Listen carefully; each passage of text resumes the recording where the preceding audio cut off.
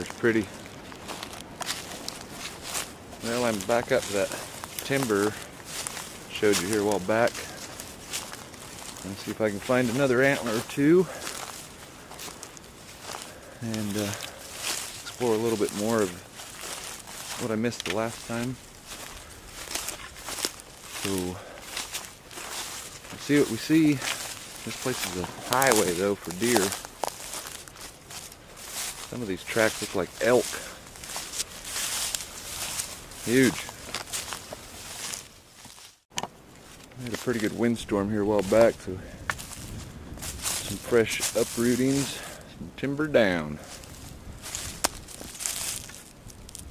Yep, rotten. So here's a buck's major rub and scrape.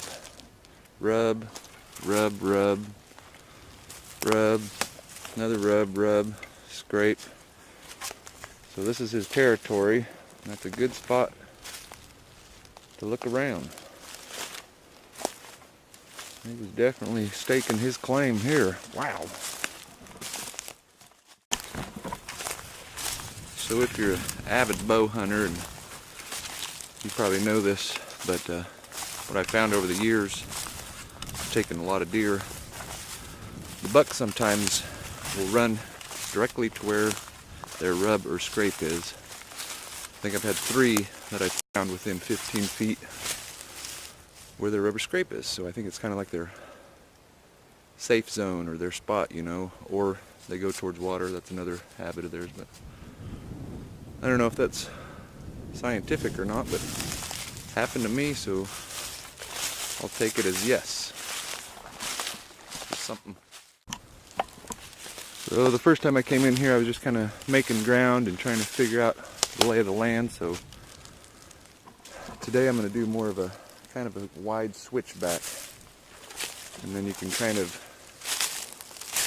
you know, better luck of finding antlers. Binoculars really help, which I'm not sure what I did with mine.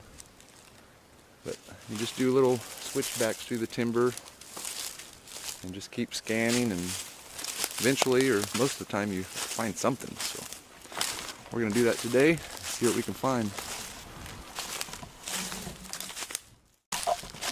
What I usually do is do like a 30-yard swath. I can comfortably kind of see if it's an antler or a branch from that distance, and you can cover a lot of ground that way. A lot of times you're just for sure it's an antler, but nope, a little branch, something like that. But that's part of the hunt, part of the fun. That's what I do.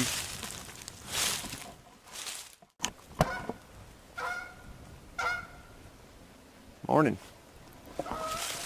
Like for example, from up there I was looking down here, and this looked like a tine sticking up, but I couldn't see past through these bushes.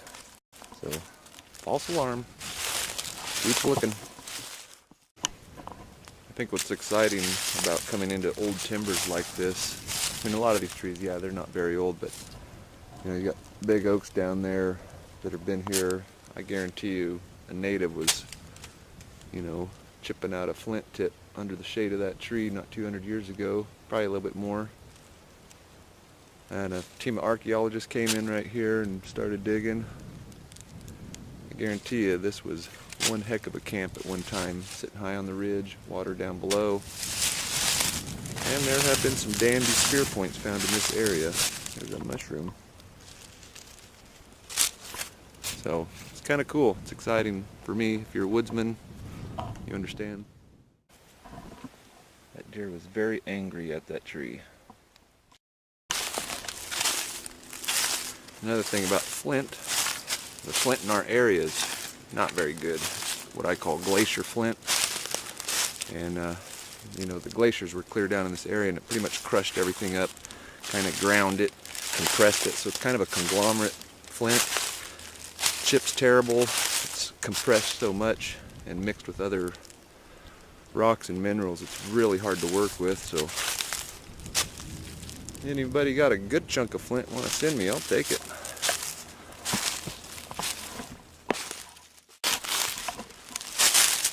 So here's signs of, you know, this has been timbered out before by man. I'm guessing 30 plus years ago.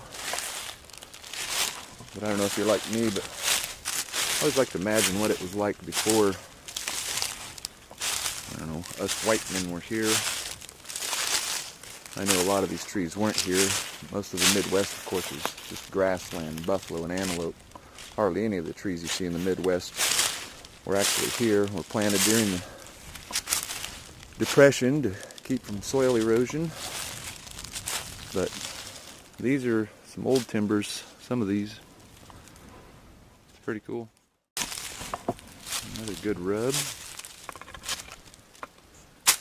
Yep, we're on the trail.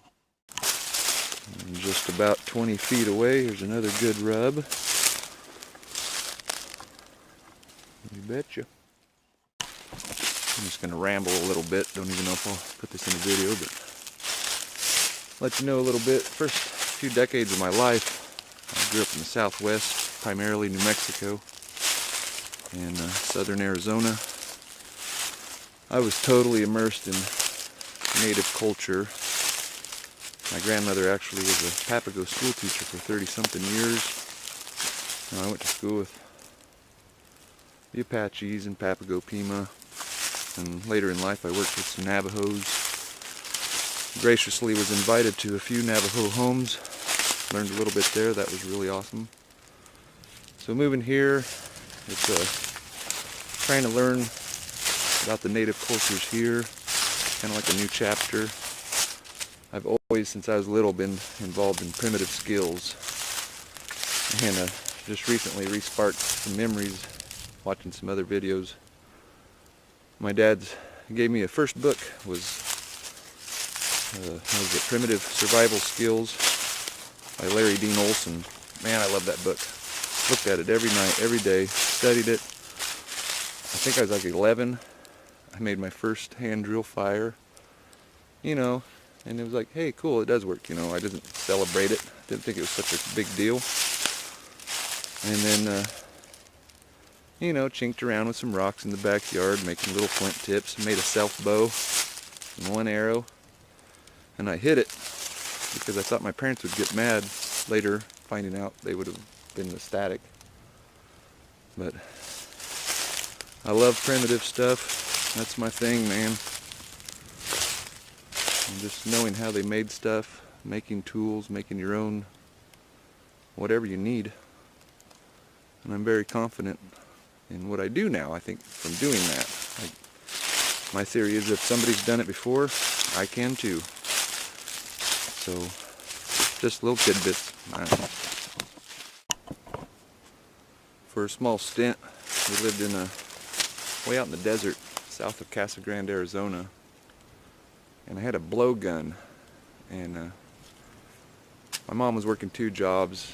My sisters were out doing stuff all the time, so I was always out in the desert by myself. But I'd shoot dove and quail with my blowgun and cook them up. My mom never even knew I did that. Just had to hunt, be primitive. But, I don't know. That's what I did. Check this out. This is cool. Little seep or a spring. Fresh water. Look at all the deer tracks. Pretty cool. Well, we're back where I found that first antler a few weeks ago over there. I'm going to scan this side of the ridge and see what I find. There's another old man Corcus. Man, is he big. Wow. Well, I bet that tree has seen some stuff. Impressive.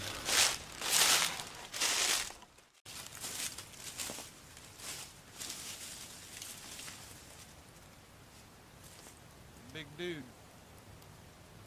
That is awesome.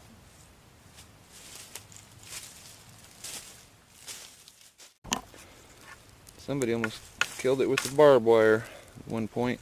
Some people don't think ahead. Now, this is kind of cool too. You can tell where this huge area is lit up by sunlight in the evening. I bet all those deer where it's all laid down just lay in here and catch some rays. The buzzards are back. That's a good sign of spring. I better keep moving. So I guess back to growing up probably made me kind of who I am now. You know, I build longbows now when I can. I hope to get into that more. But you know, I shot one deer with a compound years ago, a couple decades ago, and I was like, cool. And then it was just fruitless for me. I don't know. It just didn't seem right. I can't even remember the last time I really hunted with a firearm. Just stick and string. I don't know. I don't want to say I'm a purist or anything like that, but or I just like to torture myself. Anyway, like here a while back when I shot that squirrel 30 yards right in the head. You know, cards were completely in his favor, and it just came together, so I felt better about it. It was a pretty awesome feat, you know. That's that.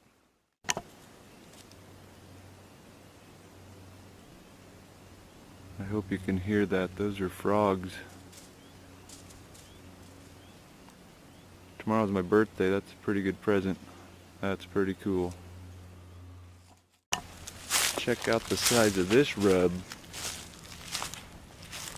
Diggity. Wow. Biggin. Old oak tree. He's resting now.